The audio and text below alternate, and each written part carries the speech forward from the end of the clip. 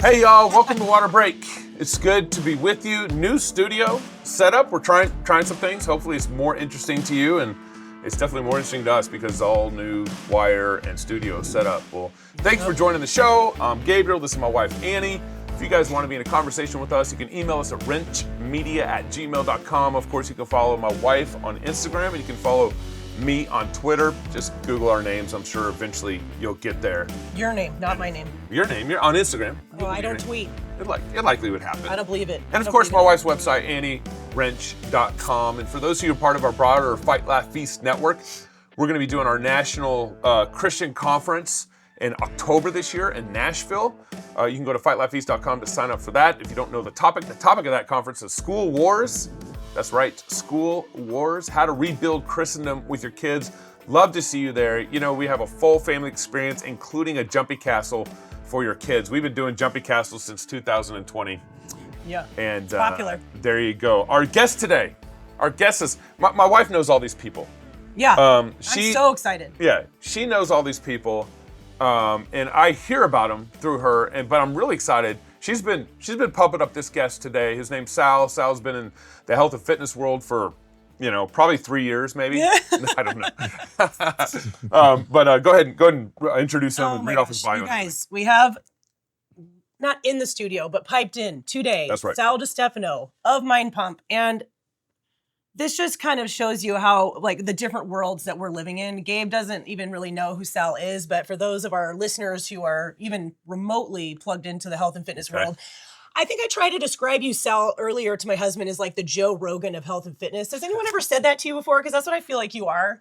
Oh, but, wow. No, that's such a compliment. No, nobody's ever said that to me, but I appreciate that. Thank you. That's my best description of you. That's I mean, so Mind Pump is, if I'm not mistaken, the most downloaded health and fitness podcast right now. Is that correct? Yeah, we've been on air now for almost a decade, and we've been at the top of fitness for pretty much that long. It's really amazing what you guys have done. All right, I've got an official intro. What do you call this?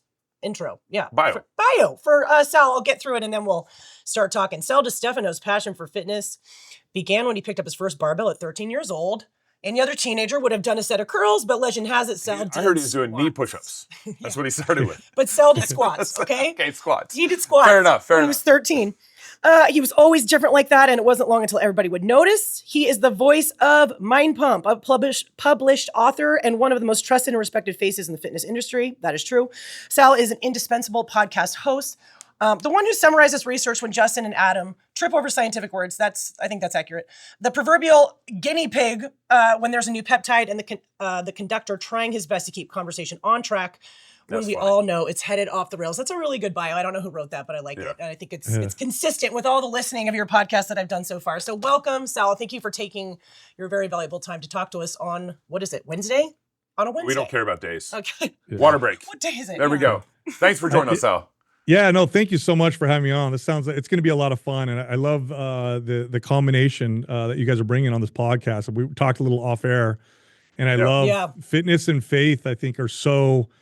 It's such a great combination of things to talk about, and there's so much crossover. So this is going to be. I'm excited about this. Oh man! Now, Sal, you recently became. Actually, I just want to start here. I do too. Yes. You recently became a Christian. Yeah. Was that this last year? How long ago was that? And honestly, just tell me your testimony. Tell us the story. Yeah. Yeah. So I about a year now is when I accepted Christ in my life, and I was a very I was an atheist. I would have debated anybody, and I was a real atheist, meaning I actually searched and looked, which is funny because I think real atheists are closer to finding God than most people don't think about it.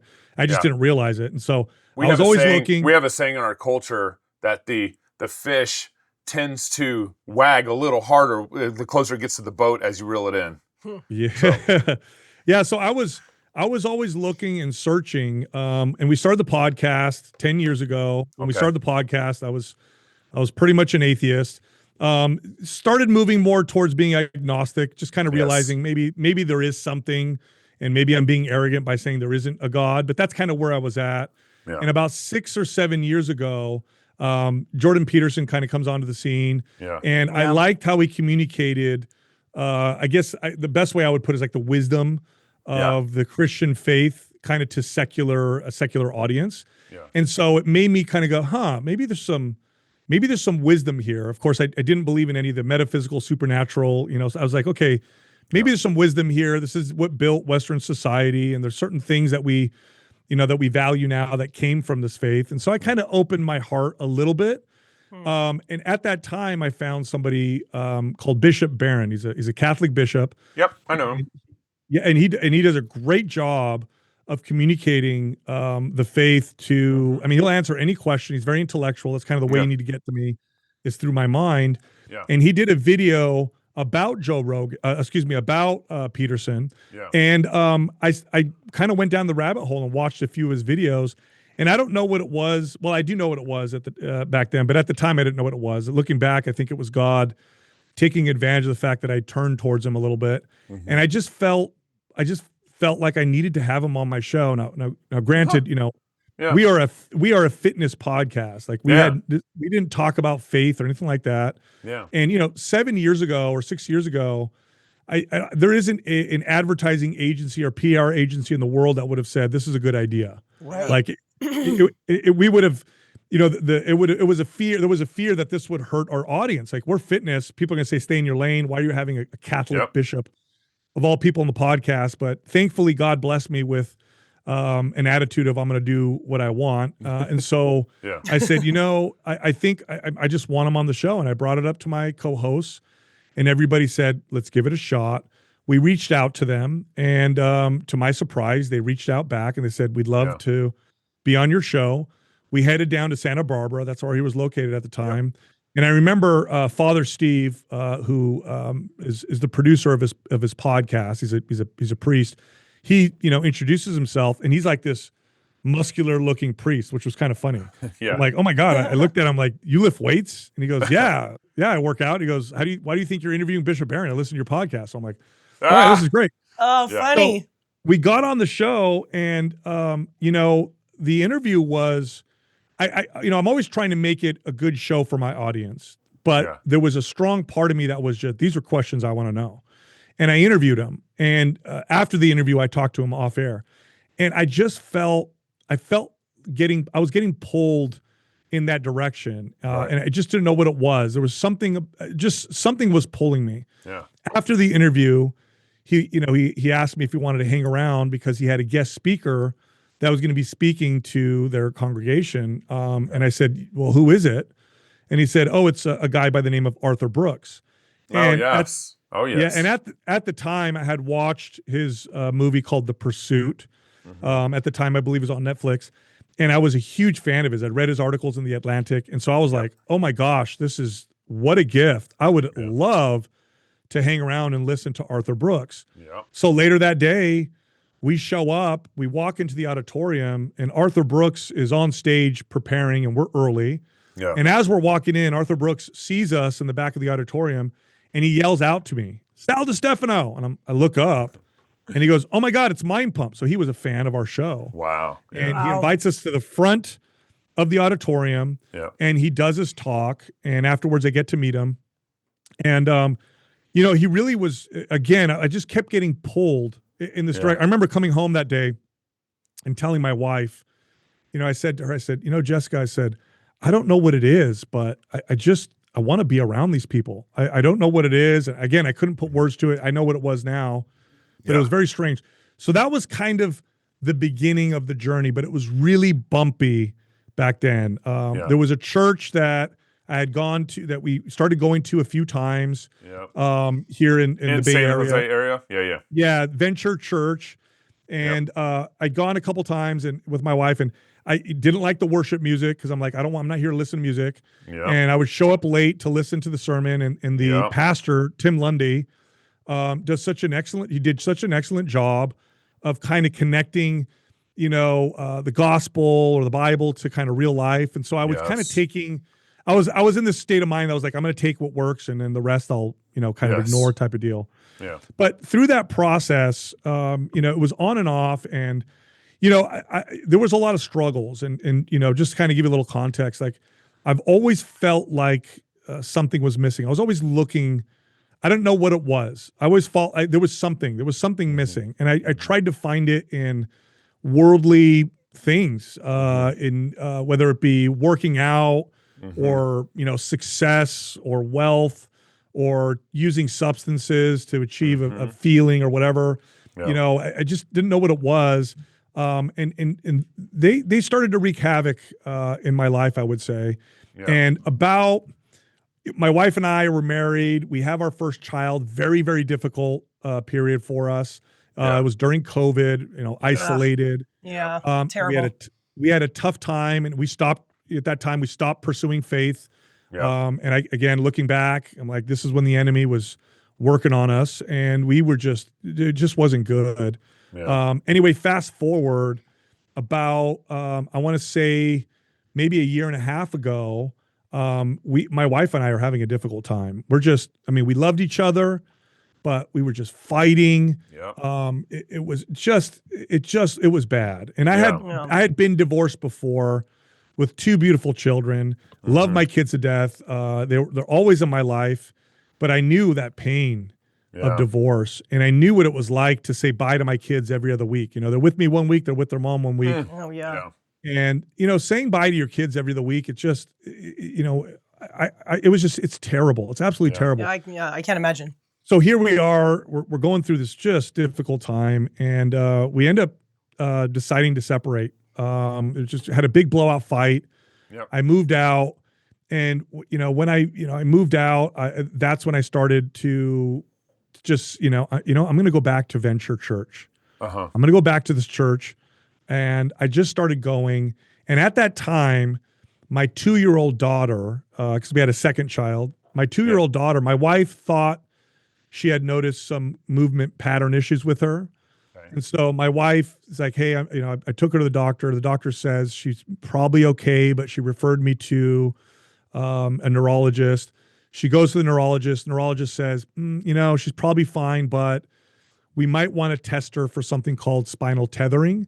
And this is where the spine attaches low on the sacrum.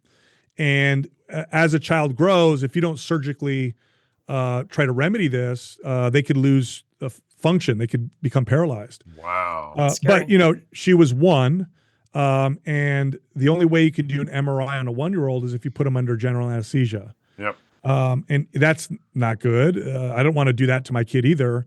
And so we're really just stressed out. Like, do we do the MRI for this small chance? But if we skip the MRI and she starts to get some dysfunction, it's too late. We didn't know what to do. So we talked to our pediatrician. We really trusted her. And the pediatrician said, bring her in. I'll do some final testing, and I'll give you the word on whether or not we should do an MRI. So my wife and I decided during this tumultuous time, whatever she says, we'll agree with. We'll just make the decision and we'll go. So the day came up for this appointment, and I'm on my way to work. I was supposed to go to the doctor later that day. And my editor had sent me this picture of this homeless man in our parking lot. Actually, no, I was on my way to the doctor, and I get this picture from my editor. There's this homeless guy. Everybody watch out. Now we're in downtown San Jose. That's not that weird, but this will come full circle. So I remember I saw this picture, and I'm like, okay, whatever. Put that in the back of my mind. I go to the doctor's appointment. We get there, and they messed up the schedule. So you guys are at the right time. It's supposed to be another day. We're both really mad. I'm complaining. They said, hey, we'll squeeze her in later today if you can come back in a few hours. So now I'm like really stressed out. Yeah. I'm driving to work, and at this point, for the first time in my life, I pray out loud. I start praying out loud. And my prayers, they sound like this. It's like, I don't know if you're there, God. I need help. I need something. Please show me that you're there. I need guidance. I don't know what to do. My marriage is failing. I don't know what to do with my daughter. I need help. Do we get the MRI? And it's just over and over again, I'm praying out loud. And again, I'd never done this before. So I get to work, I park in the parking lot, and there's that homeless guy, and he's literally building a fire in the middle of the parking lot. Very strange, right? So there's like charred wood, a little bit of fire. He's kind of sitting over it. Yeah. And I park on the far side of the parking lot, and I look in my rearview mirror, and I remembered that talk I had heard from Arthur Brooks, the one I mentioned earlier when I saw him at the Bishop Barron. Now, Arthur Brooks in that talk, it was a talk about something else, but he had veered into talking about how to help people. So he's a happiness expert. Yeah. And he said, people need to feel like they have value when you help them, when you give them something. And so he brought up the example of homeless people. And he said, giving a homeless person money is good, but what's better is if you give them money and they give you something in return. And the question is, what can a homeless person give you? And he says, ask them to pray for you. Yeah. I remembered that. I look in the rearview mirror, I see this homeless person. I'm watching him for a good minute and I'm contemplating, should I ask him to pray for me? And now again, he's building a fire and he's got markings up and down on his face, on his neck. And so I say to myself, I'm going to ask another homeless person. I'm not going to ask that guy because he's going to give me hepatitis or something. So I walk by him, and as I walk by him, I'm walking away from him. He calls out to me and he goes, excuse me, sir. Excuse me, sir. And he called out to me a couple times. I realized it's that guy. I turn around and I said, yeah. And he goes, have a nice day. So I paused and I said, hey, can I ask you for a favor? And he said, sure. And he walks up to me and I said, can you pray for me? And he's, yeah, I'll pray for you. What for? I said, well, we're taking my daughter to the pediatrician today. And he said, does it have to do with her spine? What? And I absolutely froze. It was like I got hit right in the chest. And I paused and I said, yes. And I kind of told him the situation and we prayed together. And after we prayed, I stopped and I start to walk away and I realized I didn't give him anything. So I thought to myself, let me ask him what he wants. Maybe he wants money. Maybe he wants something else. Yeah. So I said, hey, is there anything I could do for you? And he said, no, you've done more for me than society's done in a long time. And I had just, this is the second hit in the chest. I had right around that time had started diving into scripture. I had no knowledge or understanding of scripture. Yeah. I had just started getting into it. Yeah. And one part of the gospel stuck out to me before this, which was when Jesus said, what you do to the least of you, you do to me. Yeah. And I remembered that when he said that. And it shook me. And I thanked him. And I went in my studio and I sat down and I must have looked like a ghost. My partners are like, what's wrong? And I got emotional and I told them what happened. I gathered myself, recorded a podcast, got back in the car to go back to the pediatrician's office, and I start praying again. And this time my prayer is, I know you're there. God, I know you're there. I heard you. I don't know what that means though. Do we do the MRI? Like, what are you trying to say to me? But I know you're there. Thank you for showing me that. Yeah. But what do I do? What do I do? What do I do? So we get to the pediatrician's office and, now we have the appointment. We walk in the office and the pediatrician's like, okay, I'm going to do a few tests on her. I'm going to have her grab this ball. I'm going to have her reach over here. She's going to call my name. I'm going to have her track my finger, a bunch of different things. Now, the problem with this was my daughter was extremely shy. And typically what she would do, she would cling to my wife's shirt. Yep. So I'm like, I don't know how this is going to work. Well, praise God, my daughter became a performer. And she did everything. She did everything like it was her best friend. And she performed so wonderfully that over the next 10 minutes, the doctor looks at us and goes, she's definitely fine. You don't need to do an MRI. And that was the moment that I accepted Christ into my heart. So, and that happened about a year ago. And ever since then, I've been on fire. And I've been reading as much as I can. I hired a Christian coach who's a pastor, and just revelation after revelation, and just just so grateful that he reached out to me in that way. Because if you knew me before, you would know that I could be very arrogant. I'm a smart guy. It's gotten me things in the world, and in order to get through to me, God had to have a crazy homeless person speak to me, and he had to show me in those obvious ways. So that's kind of how it happened. Wow, what a story! That's great, man. Yeah, thank you for sharing that with us. Where's your wife at in this? How does she feel about this? So my wife had her own separate situation with this, because remember at the time we're separated.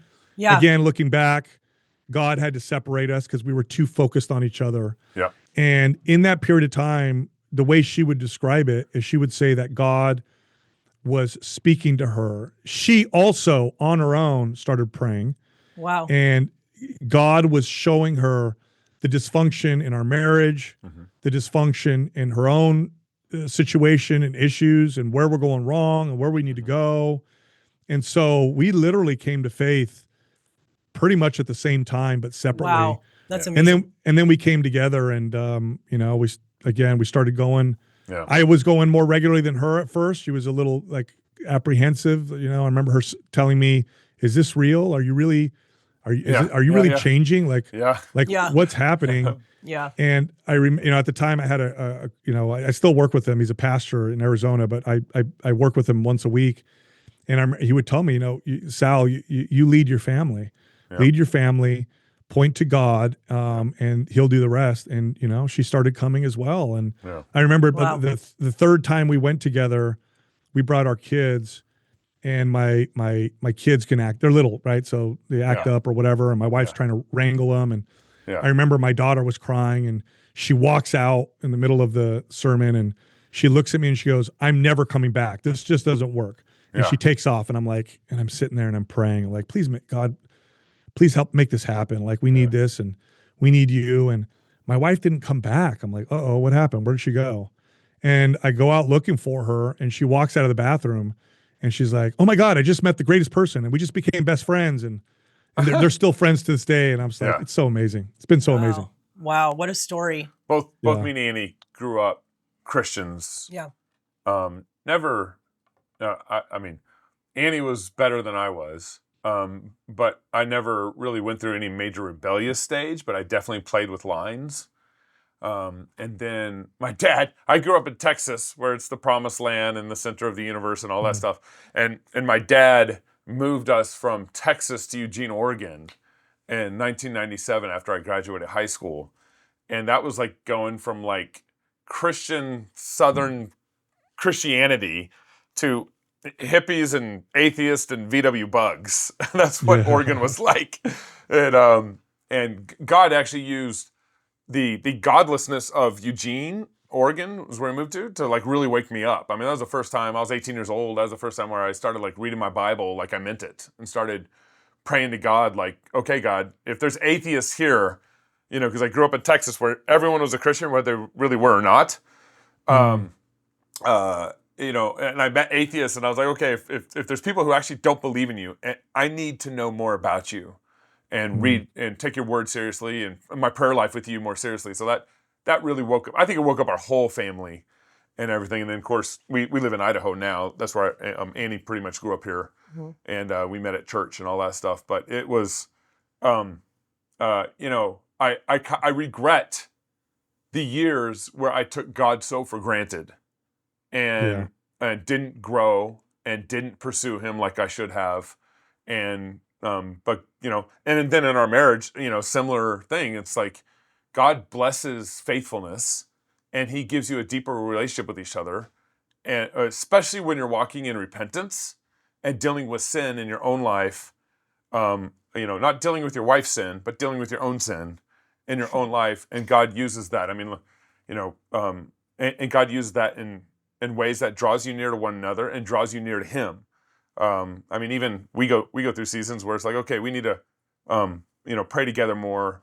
We need to read together more, so we can better seek God together in our marriage and everything. So, we have a type A marriage. So you sound like a type A guy. I don't know if your wife's type A, but that has come with a lot of seasons of repentance and us fighting and stuff like that too. So. No, it's great. And I'm a data guy, right? I like to look at, because when I first became a Christian, accepted Christ and just felt His presence, and you start to see things differently, your filter starts to change.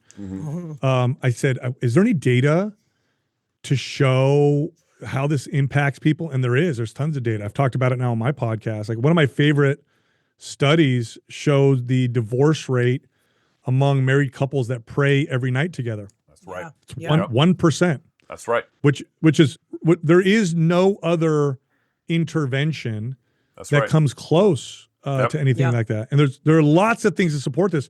And what shocks me now, and I guess it doesn't once you understand kind of how things work, is how the lies that I believed that were not just well, a lot of it is twisting of the truth, but some of it's the opposite of truth. That I just believed, and so now I'm on this mission of like, that's right. Can I communicate this to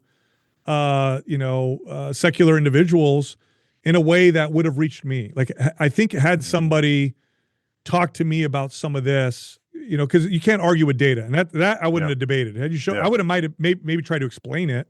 Yeah. But if you show me some of that data, I would have been like, whoa, that's weird. That doesn't make, okay, how's that work? Yeah. Right. And what's funny is about that study is what you hear is cultural divorce rates are like 50%.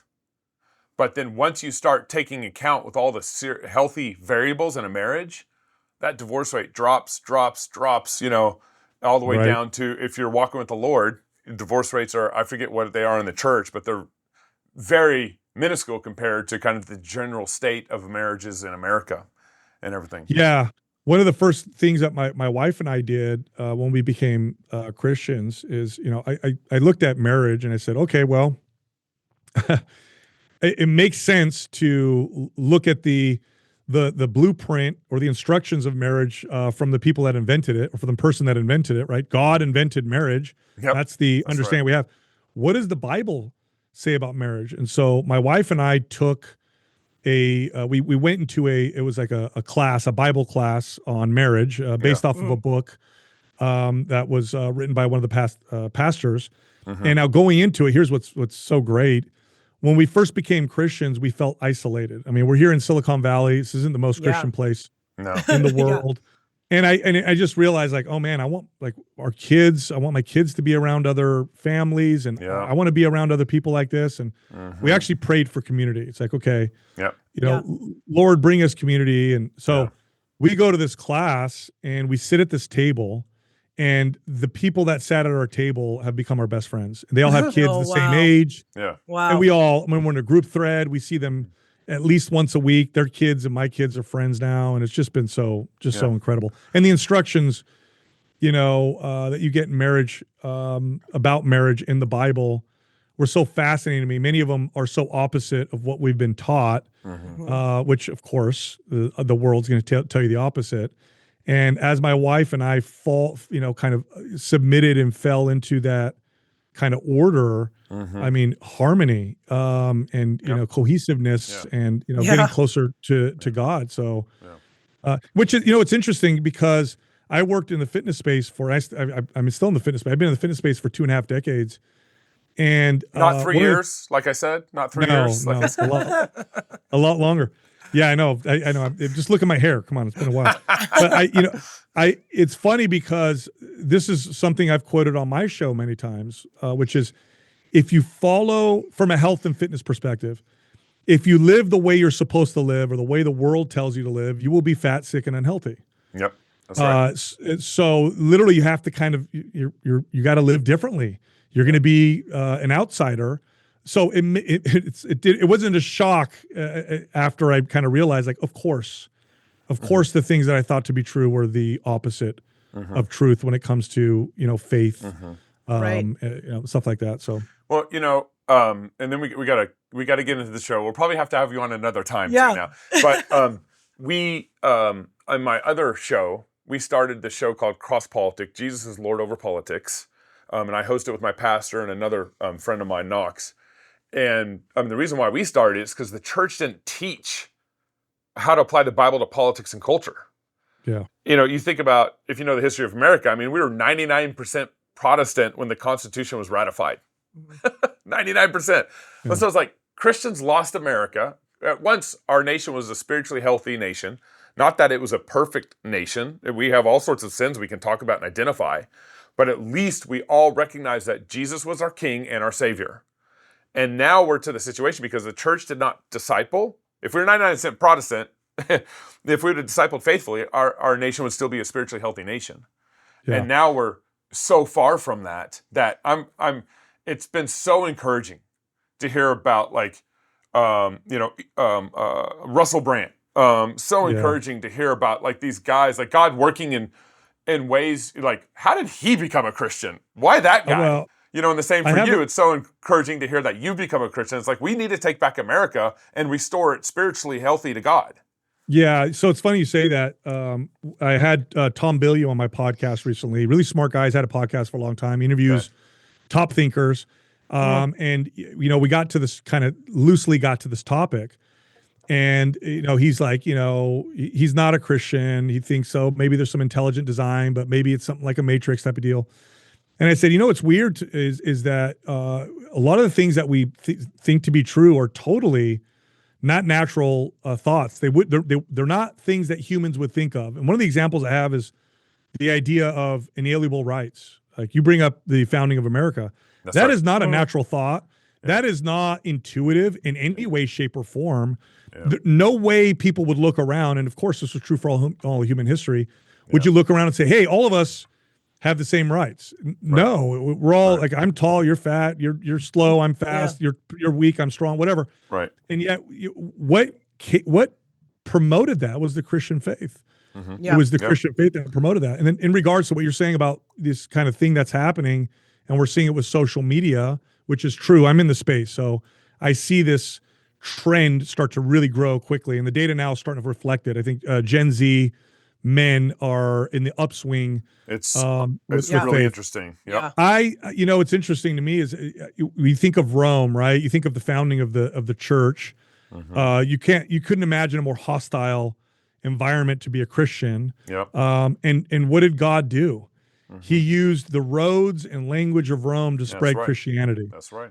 I think he's using technology. I think he's using social media now to do the same thing. I think it's similar. Yeah. Very much. Are you familiar with the whole Gutenberg press story? Yeah, absolutely. That the media's Gutenberg press 2.0.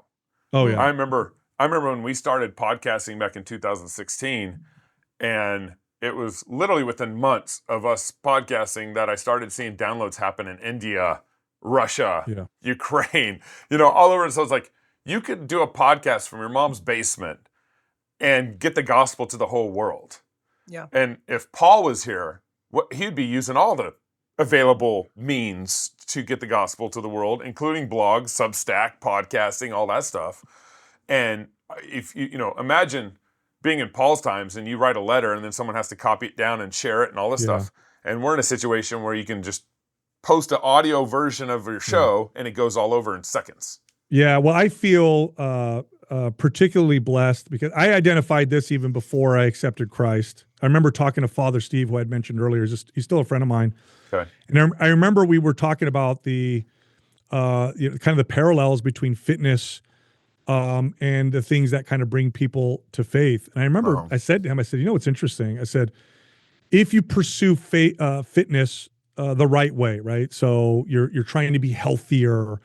You're trying to take care of yourself. You do it because you care about your body and you respect your body, not because you hate yourself, you hate the way you look, or you want to look a particular way. Like you not because you're idolizing your body, but rather because you're respecting and caring for yourself. And if you pursue this long enough, what fitness what it leads to are the other avenues of health. So initially it's like workout, and then it's workout and diet, and then it's workout, diet, and sleep, and then it's like meditation, spiritual practice, and so I think it's this great vehicle for personal growth, and I think communicated properly, I think it's a great way to get, especially young men, to look at the faith. And the example, the things you learn through the process of fitness translate very well. I mean, you got to do something hard and it hurts, but that's how you get growth better.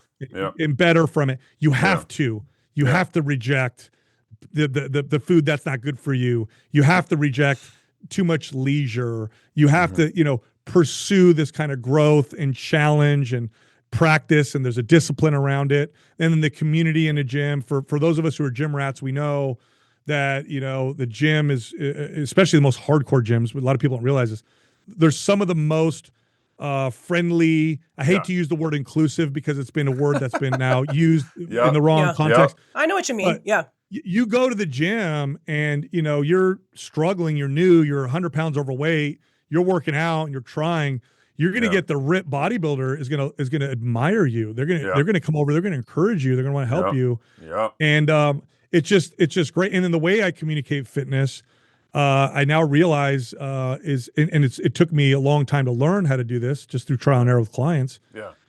It's grace based, and God's truth is all truth. And so how I've Amen. communicated fitness, I now see, oh man, the Bible. Now I see why it works. Now I see why people take what we say and apply it, and it really does give them this kind of lifelong pursuit of fitness in a healthy way. It's actually rooted in Scripture. I just didn't know it.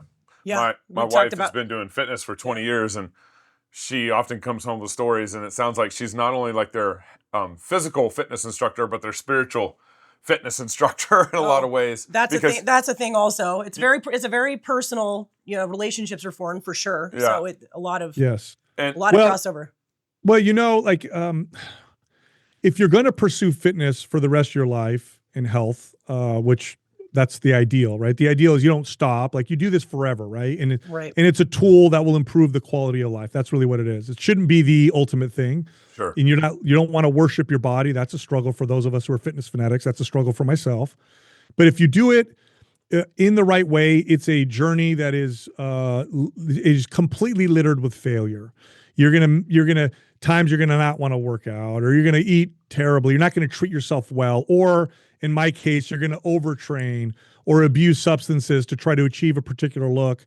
And the only way to do this in a way that lasts forever is through grace.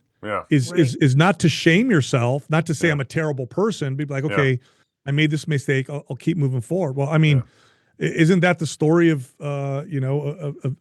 of our faith? It's grace. Amen. And when you aim up towards God, you're gonna stumble a lot. And what is the one thing that that God offers you an endless supply of? Is grace. So it's this great meshing. And this kind of gets into the health side, because me and Annie in 2020, I think, changed everybody's thought process. Woke everybody up in a lot of ways. From government overbearing process, rules and regulations and COVID tyranny and all that stuff, to even for us, like the health world. Like, where were they standing up against this lack of science and how virology works, how viruses spread? Just the common knowledge of virology just went out the door. The vaccine stuff. It's like me and Annie, we're going to actually start our show back in 2020, but everything was shut down. I had to start homeschooling. We had to finish There school. was no podcast happening. And so we didn't start our show in 2020, and then years went by, and our kids were still in some. Now they're older. They're 11 and 13 and 15 by the end of the summer. But when we started Waterbreak last year, I'm not the science guy here. Annie's the science girl here. She's the health and fitness girl. She majored in exercise physiology at sports science at University of Idaho. I majored in communications. But my mom was funny. She's a little bit of a hippie she's a Christian, but she's a little bit hippie when we were born. My brother was born in the hospital, and then after that, the rest of the kids were born at home. She was done. She's done in the hospital. She didn't vaccinate us when we were younger, right out the chute, kind of thing. So I just had some motherhood skepticism of the health industry around me. But then 2020 just confirmed it all in so many ways. And then we started Waterbreak last year, and we started it because there's so much that is hard to believe in the health and fitness industry. And we knew that truth needed to be, the standard of truth needed to be reintroduced into the health and fitness industry. I mean, from the supplements all the way down to what this guy's saying. I mean, I think I might trust Joel Green, who's we've had on our show a couple times. He's a solid Christian brother. He's down in San Diego, if you don't know who Joel is. Fantastic guy. But I didn't trust him the first time I got him on our show, but the second time we started talking about evolution and Romans 1 and all this stuff, and I was like, okay, I think I can trust you now, kind of thing. But there's so much lack of truth in the health industry because there's a lot of incentives, there's a lot of financial incentives, there's a lot of marketing, there's a lot. I mean, we were all, I was educated by government universities and they were teaching the food pyramid. You know? Yeah, it's terrible. That's why we started the podcast. So what you're saying right now is why we started the podcast 10 years ago. Remember, we trained people for 2 decades. Yeah. And when you train real people and you really care about them and you do it long enough, you figure things out. You start to figure out what works, what doesn't work, and things start to become really clear when it comes to health and fitness. Now, the fitness industry it's marred by lies and misinformation. Yes. And a lot of it is there's a few different reasons for this. One is that you have this distortion of what's important when it comes to health and fitness because of what produces revenue, right? So supplements are a consumable product.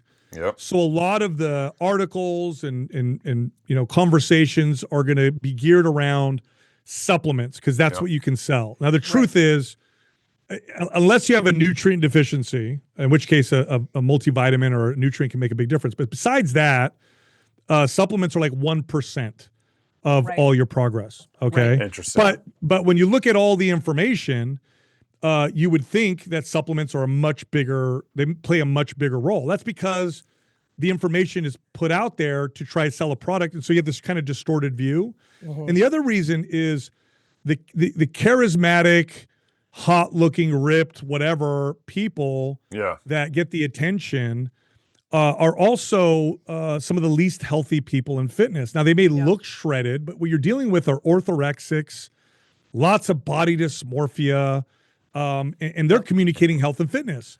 They're communicating health and fitness to the average person. And so they're communicating through their filter of body dysmorphia and poor health. And so that's why we started the podcast. And we had no media experience whatsoever, but we had a lot of experience talking to everyday people. 99.9% of my clients were everyday people. Less than 1% were athletes or anybody at that level. It was like everyday people wanting to improve their health. Yeah. And so we figured out not just what works, what doesn't work, but how to communicate what works, how to communicate effectively. Like I'll give you a good example. Like, I've said this so many times on my show, but if you chase aesthetics, right? So if you go after the look, you'll sacrifice your health and then you'll lose the looks. Okay. It's just a fact. Like your health goes down, so does the way you look. Yeah. So if you're always chasing looks, I need to look a particular way, you'll sacrifice your health in pursuit of this look. And at some point your health will suffer and you'll lose all of it. That's really good. Now, if you chase health, if health is your focus, the side effect of that is what you're looking for. You want to look good. If we close our eyes and picture what we would look like if we were healthy, it would look pretty good. It would look balanced, relatively lean, good mobility and strength, healthy skin. So chasing health gives you what you're looking for. Chasing looks, you lose all of it. And so now I communicate that in kind of a tagline, but it's effective. Why is it effective? Because I could talk about health all day long to the average person, but the average person is like, cool, I just want to look good. Like, okay, that's great. I just want to look good. So, cool. so what I'm going to tell them, which is also true, is you're not going to get the look unless you go after good health. So that's just an example of kind of the way we communicate health and fitness. We also talk about forms of exercise that are most effective and how to apply them and how to develop the behaviors and the relationship with exercise that's going to last you forever. Another thing I like to communicate is, if you go to the gym and you change your diet because you hate yourself, it's not going to work. It's a short-term motivation, but eventually what happens is you get sick of hating yourself and you rebel. You rebel against this self-hate. So if you look in the mirror, and you're like, I'm fat and I'm gross. What happens is your workouts become punishment, which feels cathartic in the short term. This is what I deserve. I'm going to sweat it out. I'm going to beat myself up. Yeah. And diet becomes restrictive. No, I can't. No, I can't. No, I can't. I don't deserve that or whatever. And at some point you rebel. And what does a rebellion look like? Well, you don't go off your diet a little bit. You go way off. You don't just miss the gym a little bit. You're like, I'm not going back. And it's going to take me a while to even consider going back. Versus, going to the gym and eating because I'm going to treat myself like someone who deserves to be taken care of. Like I care about myself. So I could look in the mirror and say, wow, I'm overweight. I really haven't been taking care of myself. and I deserve to be cared for. Now, when you go to the gym, your workouts are self-care. They're appropriate. You're not using it as punishment. And then diet, it becomes naturally balanced. It becomes, instead of I can't, it becomes I don't want that, or I'll have a little bit of that. And that's the lens through which we communicate health and fitness that we found that works, that takes everyday people and gradually moves them to this place where now they exercise for the rest of their life, 2 days a week, 3 days a week. Yep. And they have a relationship with diet that keeps them much healthier. But it's very important how you communicate these things. And again, our space is, and our goal was to come out and just, we're going to counter this stuff. And by the grace of God, for whatever reason, it's worked and people have liked it. Yeah. And we've already shifted the conversation in many ways, and we're going to continue to do that. But you're absolutely right. The space I work in is just, it could be absolutely terrible. And like I said, we got so sick of countering so much of it with our clients. We're like, let's start a podcast. Yeah. Yeah. Oh man. I love it. I love it, Sal. That's one of the things that I like about you and the guys on your show is it's so clear that you've done this for long enough that you actually know what's up. And it's just, you can tell the people in the industry who care and have been doing it long enough to be like, yeah, that does not work. That does not work. Yeah. Like that's all it takes, And I just love listening to people who've just, you've been in it for long enough that you know this stuff and there's no other way to learn it. No, there isn't, because I could show data, I could show numbers, and here's what works here and here's what works there, but you're dealing with people. Yeah. And people are complex. Yeah. If it was as easy as inputting, numbers and data, there wouldn't be an obesity epidemic. We wouldn't be suffering from all these chronic health issues. Yeah, totally. We have a relationship with activity, and especially with food, that is, I guess to put it plainly, it's unhealthy. And what does it look like? I'll give you a great example. Like we don't have a full picture, or should I say, we don't have a full relationship with food. Most people's relationship with food looks like this: I enjoy eating this, or I don't enjoy eating this. And so their lens is very thin. It's very shallow. And so through that lens, what you're going to do is you're going to eat food that you enjoy eating, hyper palatable food, and you're not going to eat food that you don't enjoy eating, because that's all the value that you've really understood about food. The truth is, food has, it comes with so many different values that if you start to work on the process of becoming aware, which we talk about again on our show, you'll get a much more complete picture, and then you'll find yourself making better choices. There's this great experiment. You can find it on YouTube, and spoiler alert, I'm going to give away what happens at the end, but there's this group of people. There's a psychologist that comes out. He's a professor, and he says, okay, I want you to count how many times the basketball gets passed back and forth. And he leaves, and then you see like a group of students, I think it's like 10 or 15 students, and they're passing the basketball back and forth. And you're counting as you're watching, 1, 2, 3, and they're walking around as they're passing it. At the end of the video, the professor comes out and he goes, okay, did you count how many times the basketball was passed? And you're like, yeah. And he goes, did you see the gorilla walk through the group? And you're like, no. Then they rewind the video, and literally a man in a gorilla suit walks through the group. Yeah, I've seen this. Yeah. Have you? You don't see it because you're only focused on counting the basketball. Well, this is what happens with nutrition. So people are not fully aware of how food really impacts them, why they're eating the way they're eating. But once and again, we talk about this on our show, as you start this process of doing it right, you start to develop this more complete picture of what food does for you. And then you start to find, because we can crave food or we can enjoy food for its palatability. But yes, it's true. You can actually start to enjoy food for how it affects your digestion or your energy. Or, look, food manufacturers have known this forever. Okay.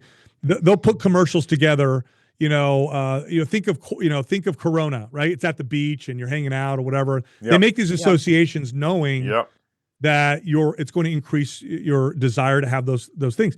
You can do this through working with food in the right way. One simple example, or one simple thing that we can do is to just avoid the foods that have been engineered to make you overeat, which are Right. just heavily processed foods. Right.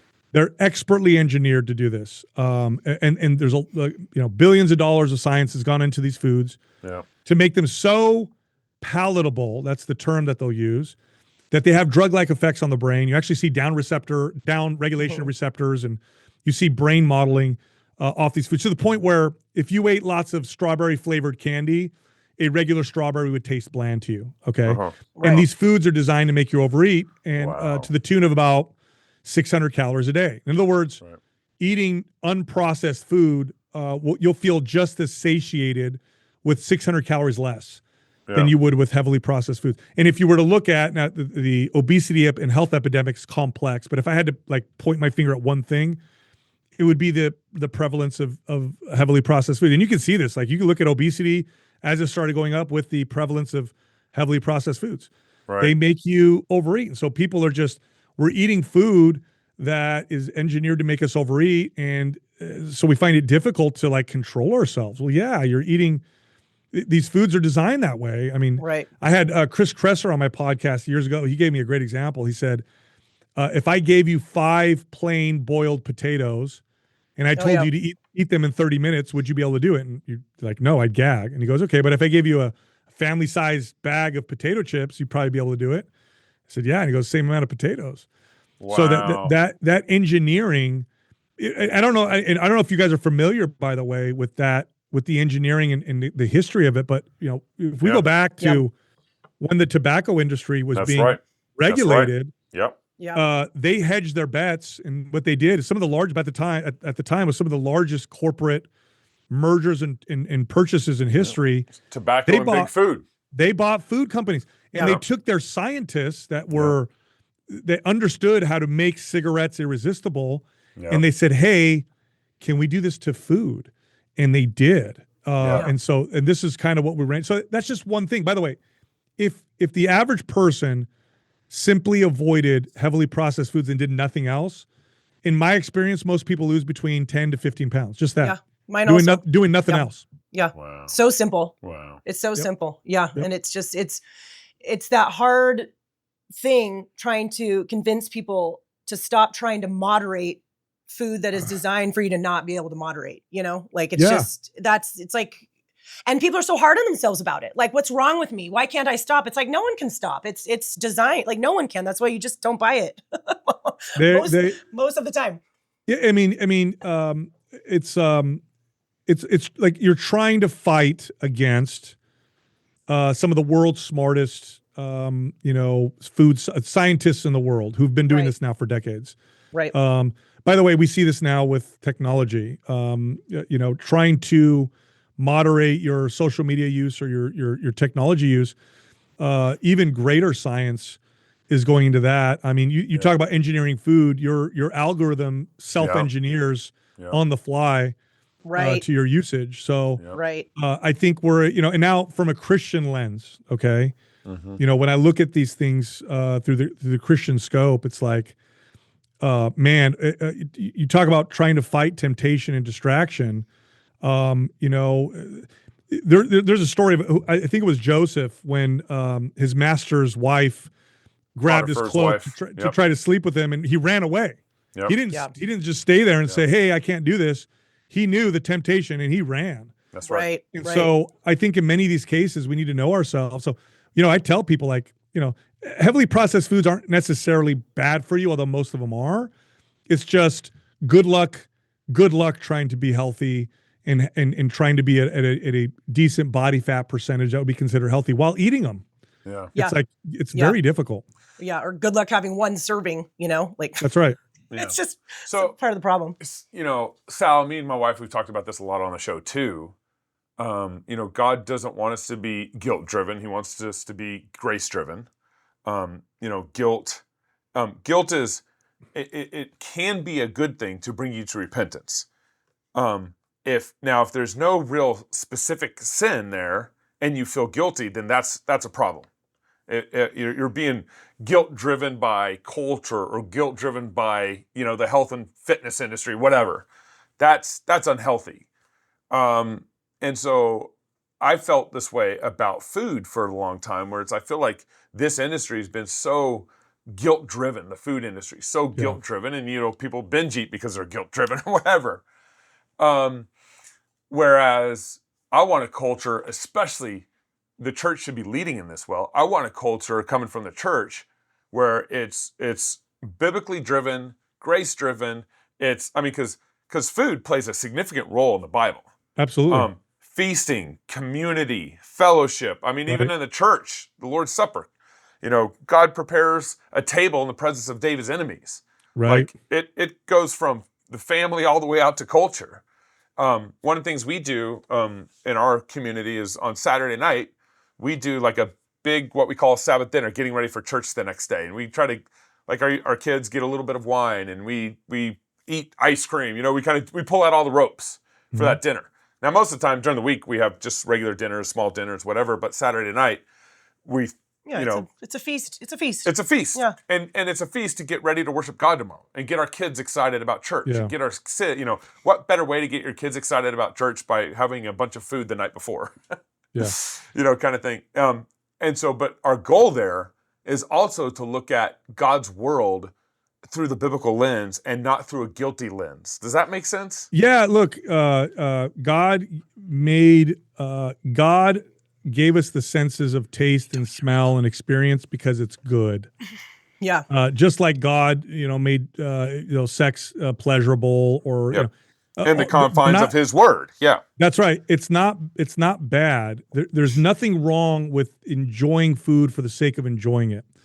The problem becomes when that starts to rule you, when it starts to rule you, when it starts to get out of control. In essence, I think if we ate in ways that honored or glorified God, you're celebrating, you're connecting, you're glorifying God through your body and your health. Yeah. You are fine. That's right. You're doing fine. That's exactly right. By the way, the health and fitness space communicates a lot of it through guilt and shame, because who's communicating it are fitness fanatics who are orthorexic and have body dysmorphia. Yeah. And that's what they do. That's what they do themselves. Yeah. Look better, be better. Food is fuel, Yeah. That's why they communicate that way, is because that's how they understand it. Recording in progress. Ignore that. That's a Zoom thing, I guess. No problem. We do got to wrap up, Sal. My wife's got to go pick up our kids. Oh, well, and you've talked, and I'm sure you've longer than talked. we told you. So I would love to grab a glass of scotch and a cigar with you someday. That'd be great. But we got to go, and we'd love to probably reach out and maybe have you on in 6 months, because we didn't get through any questions that we had. We can totally do this again. We would do a round 2 with you for sure. Thanks for your time, Sal. Really appreciate it. No problem. How can people follow you real quick? Mind Pump. You can find us on any platform, YouTube, Spotify, iTunes. And I'd love to come back on. You can reach out back to my assistant, let her know when I'm back on, and I'll come back on, no problem. Okay. Awesome. Thank you so much, Sal. Thanks, guys. All right. Thank you, everyone, for tuning in to Waterbreak. Appreciate you guys. Again, if you want to be following me and Annie on Instagram, best me on Twitter. And then if you want to be in a conversation with us, email us at RenchMedia. That's Wrench, RENCH media @gmail.com. And of course, make sure you guys check out Sal's podcast. I actually listened to it first time a couple weeks ago because we were on, my daughter's running track at State. And so we were able to drive down the road and listen to it. And so it was great, Sal, listening to your show for the first time, to admit it shamefully on the show. So thank you for all your work and everything you've done for the health and fitness industry. And praise God, man, that you found Christ and your family, and would love to stay in touch. Thank you very much. God bless. Thanks, guys. All right. Thank you very much, and we'll see you guys next week.